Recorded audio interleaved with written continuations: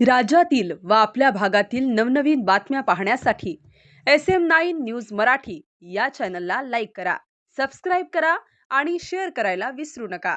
गंभीर स्वरूपाचे आरोप करण्यात आलेले आहे. सुषमा अंधारे यांच्यावर कायदेशीर नोटीस किंवा अवैध नुकसान दावा तुम्ही ठोकणार आहात का? सुषमा अंधारे ताई या एक सामाजिक कार्यकर्ते आहेत, एका पक्षाच्या मोठ्या प्रवक्त्या आहेत आणि एक जबाबदार आमच्या भगिनी आहेत. वास्तविक पाहता मी जेव्हा त्यांनी माझ्यावर केलेले आरोप ऐकले तेव्हा माझ्या मनाला वेदना झाल्या की सुषमाताई सारख्या एका आमच्या जाणकार भगिनीनं कुठल्याही प्रकारची माहिती नीट न घेता माझ्यासारख्या एका कार्यकर्त्यावर हे आरोप केलेले आहेत की माझा त्यांचा आर्थिक संबंध आहे, मी त्यांना फ्लॅट गिफ्ट दिलेलं, हे धांदात खोटं आहे. सुषमाताईंनी हे जे वक्तव्य केलेले हे धांदात खोटं आहे. आता आमच्याकडं आमच्या तालुक्यामध्ये काही वैफल्यग्रस्त माणसं आहेत आमच्या भागातली की तिथं काय चालतच नाही. मग असं कुठंतरी सुषमाताईंकडे जाऊन त्यांचा कदाचित त्यांनी गैरसमज केलेला असेल आमच्या तालुक्यातल्या आमच्या वैफल्यग्रस्त मंडळीने, हे एक तर कारण असावं.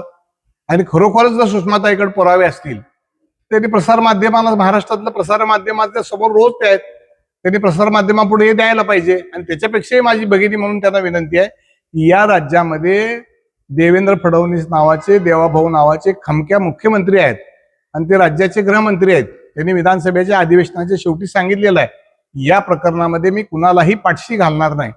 आणि त्यांना खरंच जर या प्रकरणाचा कळवळा असेल आमच्या सुषमाताईला तर त्यांच्याकडे जे पुरावे आहेत त्यांनी डायरेक्ट मुख्यमंत्र्याकडे द्यावे, मुख्यमंत्री ते तपासतील.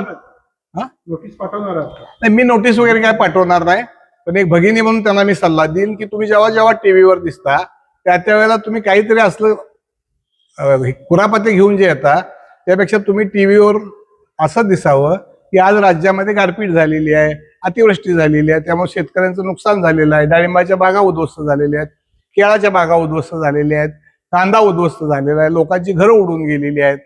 अशा ठिकाणी बांधावर आमच्या भगिनीने कधी तर जाऊन लोकांची अश्रू पुसायचं काम करावं.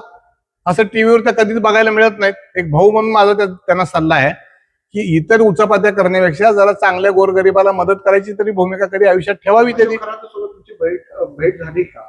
अशोक खरातांची माझी कुठल्या तरी कार्यक्रमाच्या निमित्तानं त्यांची माझी भेट 100% झालेली आहे. सामाजिक जीवनामध्ये काम करत असताना अनेक कार्यक्रमाला आम्हाला उपस्थित राहावं लागतं आणि महाराष्ट्रातल्या बहुतांशी अनेक नेत्यांचे फोटो खरातांच्या बरोबर आहेत. ह्याचा अर्थ काय सगळेच कोण गुन्हेगार आहेत असं नाही.